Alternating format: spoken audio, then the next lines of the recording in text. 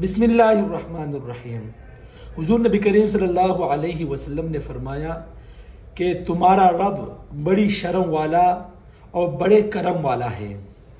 اللہ رب العزت کو اس بات سے شرم آتی ہے کہ اس کا کوئی بندہ اس کے آگے ہاتھ پھیلائے اور ان ہاتھوں کو اللہ رب العزت خالی لوٹا دے۔ تو ہمارا کام ہے اللہ رب العزت سے مانگنا، اور اللہ رب العزت کا کام ہے ہمیں عطا کرنا۔ ہم مانگتے نہیں ہیں، اللہ عطا نہیں کرتا، تو قصور کس کا ٹھہرا؟ قصور اپنا ہے کہ ہمیں مانگنا نہیں آتا، ہمیں اللہ کے سامنے ہاتھ پھیلانا نہیں آتا۔ ہاں، غیروں کے آگے ہاتھ پھیلاتے ہیں تو شرم کی وجہ سے اور ان کے طعنوں کی وجہ سے اپنے آپ کو کوستے رہتے ہیں۔